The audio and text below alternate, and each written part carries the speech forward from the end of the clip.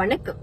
எலிகள் எந்த காலத்திலும் உணவு இன்றி செத்தது இல்லை. பூனைகளுக்கு மத்தியிலும் அவைகள் வாழ்ந்து கொண்டுதான் இருக்கின்றன. அதை போல பிரச்சனைகளை சமாளிக்க கற்றுக்கொள்ள வேண்டும். கடனாக இருந்தாலும் சரி, அன்பாக இருந்தாலும் சரி, திருப்பி செலுத்தினால்தான் மதிப்பு. உண்மையான அன்பு கொண்டவர்கள் எப்பவுமே ஏமாளிதான். கடவுளே வந்து கை கொடுத்தாலும் தன்னம்பிக்கை இல்லை என்றால் கரை சேர்வது கடினம்தான். சில நேரங்களில் வளைந்து போகுதல் வீரமாம். மரம் வெட்டுபவனின் முதல் இலக்கு நேராய் நிமிர்ந்து நிற்கும் மரங்களே.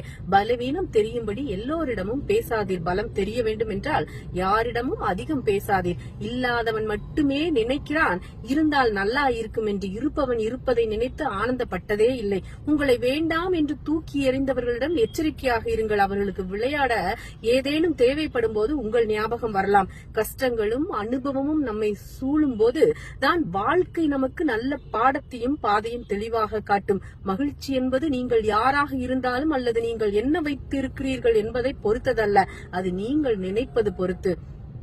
வார்த்தைகளுக்கும் உயிருண்டு.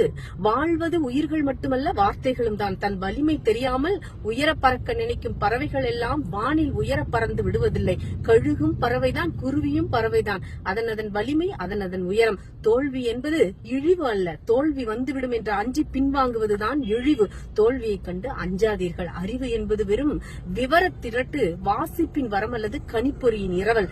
2 கால் உள்ள எல்லாரும் நடந்து விடலாம், ஆனால் 2 கை உள்ள எல்லாருமே எழுதிவிட முடியாது. தினம் தவறாமல் எல்லாவற்றையும் பகிர்ந்து கொண்டே இருக்கும் உறவிடம் திடீரென எதையும் மறைத்து விடவும் இயலாது.